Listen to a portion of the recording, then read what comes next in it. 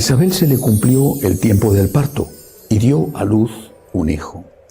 Se enteraron sus vecinos y parientes de que el Señor le había hecho una gran misericordia y se alegraban con ella. A los 8 días vinieron a circuncidar al niño y querían llamarlo Zacarías, como su padre, pero la madre intervino diciendo: no, se va a llamar Juan. Y le dijeron: ninguno de tus parientes se llama así. Entonces preguntaban por señas al padre cómo quería que se llamase. Él pidió una tablilla y escribió: Juan es su nombre. Y todos se quedaron maravillados. Inmediatamente se le soltó la boca y la lengua y empezó a hablar bendiciendo a Dios. Los vecinos quedaron sobrecogidos y se comentaban todos estos hechos por toda la montaña de Judea. Y todos los que los oían reflexionaban diciendo: pues ¿qué será este niño? Porque la mano del Señor estaba con él. Palabra del Señor. Gloria a ti, Señor Jesús. Hoy, en este fragmento del Evangelio de la Infancia de San Lucas, meditamos sobre el nacimiento de San Juan Bautista. Al menos hay 2 enseñanzas. La primera nos recuerda que hace casi 2000 años tener un hijo era un gran don, una bendición. Los vecinos, dice el evangelista, sabían perfectamente que Isabel no tenía hijos, que era mayor, que era estéril, y los vecinos se quedaron asombrados cuando se enteraron de que había dado a luz. Seguramente lo habían mantenido en secreto por si acaso se frustraba el parto. Pero cuando se enteraron se quedaban maravillados. Pero no solo eso, dice el Evangelio que se alegraban y la felicitaban porque Dios había tenido gran misericordia con Isabel, con su esposo Zacarías. Entonces, tener un hijo era una bendición. Era una señal de misericordia de Dios. Es verdad que era una sociedad rural, en que por lo tanto los hijos eran mano de obra en la casa. Pero no era esa la principal causa de diferencia entre entonces y nosotros. Hoy para nosotros, para muchos por lo menos, tener un hijo es una gran desgracia. Es un problema. Y es un problema que se resuelve, no en todos los casos, pero sí en muchos casos, matando al inocente que se ha convertido en un huésped no deseado. He leído recientemente que en España el 25% de los embarazos terminan en aborto. Eso los que se pueden contabilizar, bien abortos en clínicas o bien abortos mediante la píldora del día siguiente.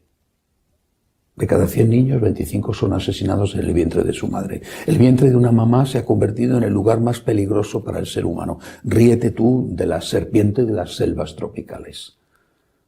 A ese punto hemos llegado.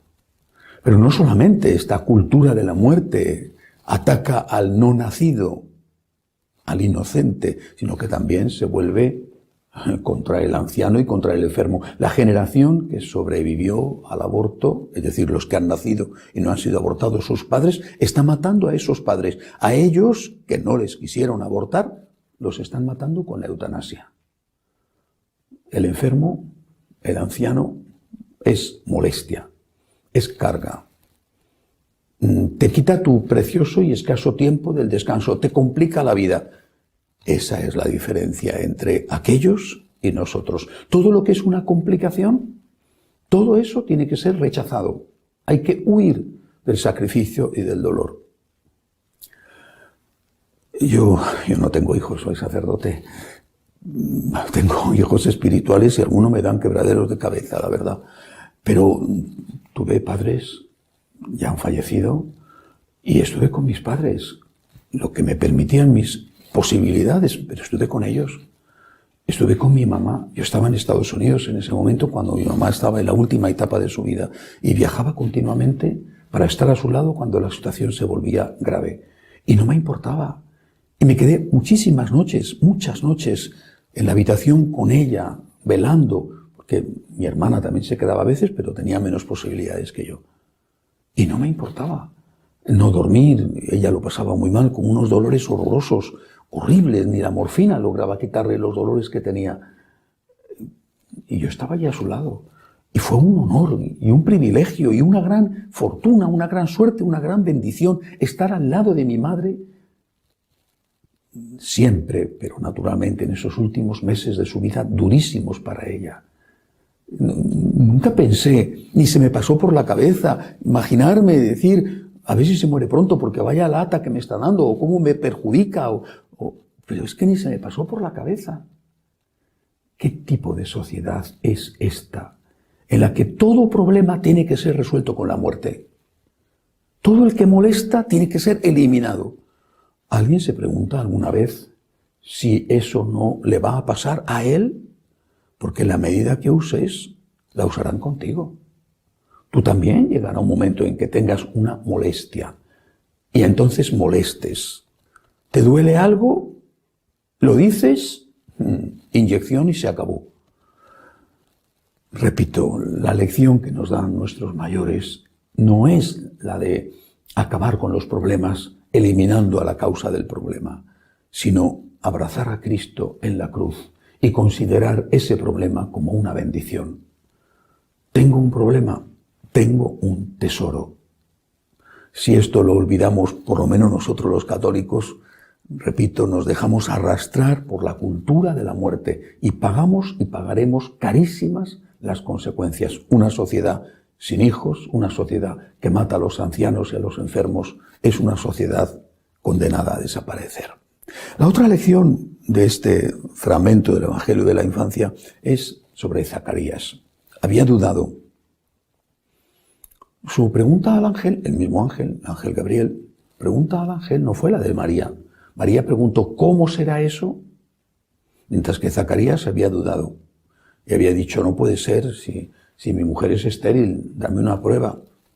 Su duda le provocó estar mudo los 9 meses del embarazo. Bueno, había recuperado la fe y pudo hablar, por fin, para gran sorpresa de todos. ¿Cuál es la enseñanza? Cuando tú pierdes la fe, te enmudeces, te callas. ¿Ante qué te callas?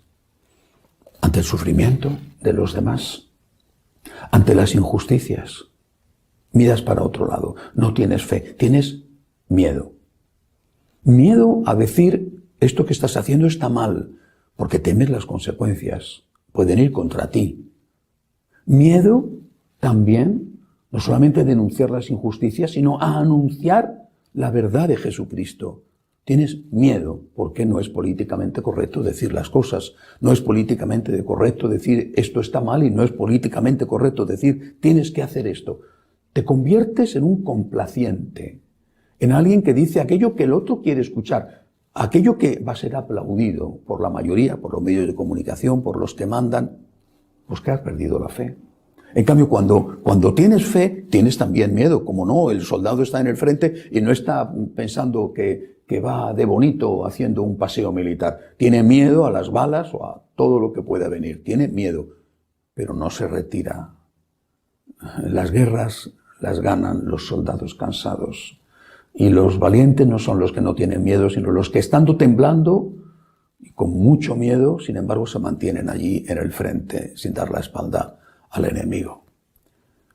La fe nos da el valor. La fe en el Dios amor y en la vida eterna. ¿Qué te pueden hacer? ¿Quitarte el honor?